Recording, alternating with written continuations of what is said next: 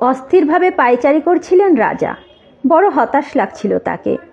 মানুষই যদি বিরোধিতা করে তাহলে তিনি লড়বেন কাদের সাথে, আর করবেনই বা কাদের জন্য?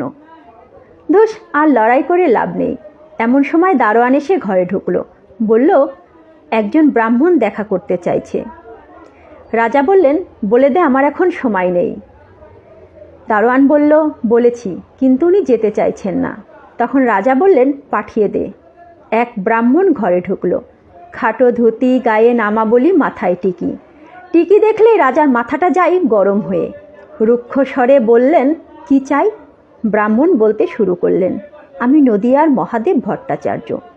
থামলেন একটু, বোধহয় গুছিয়ে নিলেন। আবার শুরু করলেন, জানেন, সেদিন ছিল বৈশাখ মাস।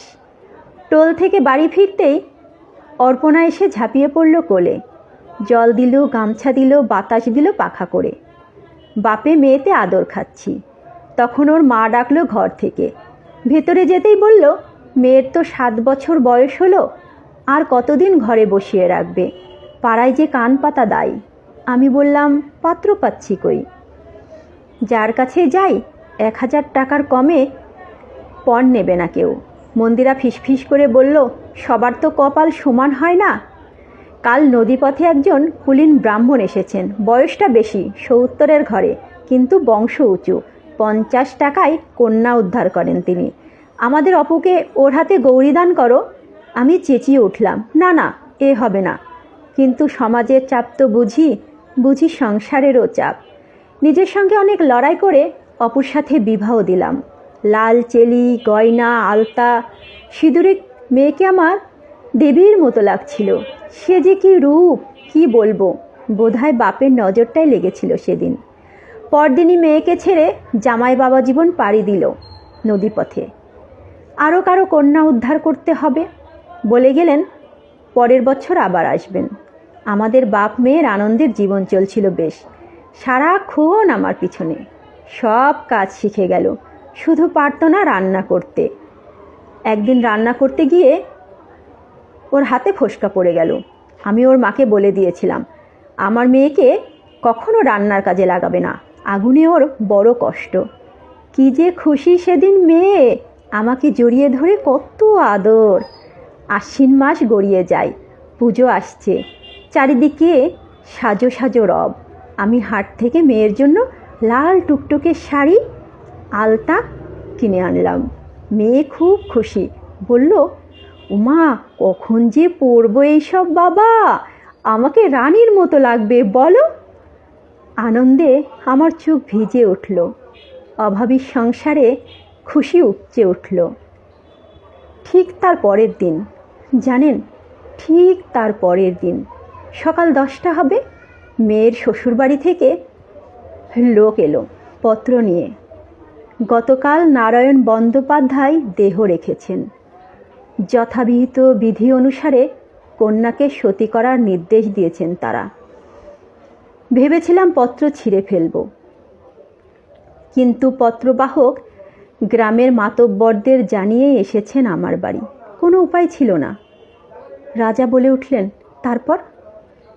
তারপর মেয়েকে সাজালাম। নতুন লাল চিলির শাড়ি, গয়না, আলতা, সিঁদুরে মেয়ে সেদিন অপরূপা। গ্রামে উৎসব, ঢাক বাজছে। এরও সবাই ওর মাথার সিঁদুর, ওর আলতা নিচ্ছে। আর ও নিজে কি খুশি সেজে গুজে। ওর পছন্দের দধি, মিষ্টান্ন এসেছে ঘরে। জানেন, তার মধ্যেও ও সেসব আমাকে খাওয়াবো বলে ব্যস্ত। কথা বন্ধ হয়ে আসে ব্রাহ্মণের। চোখটা মুছে আবার শুরু করেন। খালি সে বুঝতে পারেনি উৎসবটা কিসের। এরপর খবর এলো, নদীর তীরে চিতা সাজানো সমাপ্ত। সতী মাতাকে নিয়ে যাবার নির্দেশ দিয়েছেন কুলীন সমাজ। মেয়েকে কোলে নিয়ে চললাম। কাঁদিনি একটু, ওকে বুঝতে দিতে চাইনি কিছুই। চিতার পাশে সমস্ত আনুষ্ঠানিক কাজ মিটল। মেয়ে অবাক হয়ে দেখছিল সব। আগুন দেয়া হলো চিতায়। দাউ দাউ করে জ্বলে উঠল চিতা। মেয়ে বলল, বাবা বাড়ি চলো, আগুনে আমার বড় ভয়। আমি বললাম, আমার গলাটা একবার ছাড় মা। কচি হাত দুটো গলাটা ছাড়তেই ছুঁড়ে ফেলে দিলাম অগ্নিকুণ্ডে। আগুনের মধ্য থেকে একটা ঋণী ঋণী গলা পাওয়া গেল, বাবা! সেই ডাক আমি আজও ভুলতে পারিনি। তারপর থেকে একদিনও রাতে ঘুম হয়নি। উঠতে বসতে খেতে শুতে শুধু এক আওয়াজ, বাবা! আমি পারিনি তাকে বাঁচাতে, আমি পারিনি। আপনি পারেন, পায়ে ধরি আপনার। মেয়েগুলোকে বাঁচান। কত মেয়ে গ্রামে ঘরে আপনার মুখ চেয়ে বসে আছে। আছি আমরা, মেয়ের বাপ মা। বলতে পারিনি সমাজের ভয়ে, কিন্তু আপনি পারবেন। উঠে দাঁড়ালেন রাজা রামমোহন রায়। বললেন, আমায় আপনি শক্তি দিলেন, পারতে আমাকে হবেই। এখানে না হলে ব্রিটেন যাব, প্রিভি কাউন্সিলে দরবার করব। কথা দিলাম আপনাকে, বাকিটা ইতিহাস। সেই যুগে দাঁড়িয়ে তার যেই লড়াই কতটা কঠিন ছিল বলে বোঝানো যাবে না। কলকাতার রাজ পরিবার থেকে ভারতের পণ্ডিত সমাজ সকলে ছিল তার বিরুদ্ধে। কম নিন্দা অপমানের ঝড় বয়নি তার ওপর দিয়ে, কিন্তু বট বৃক্ষের মতো অটুট ছিলেন তিনি, রাজা রামমোহন রায়।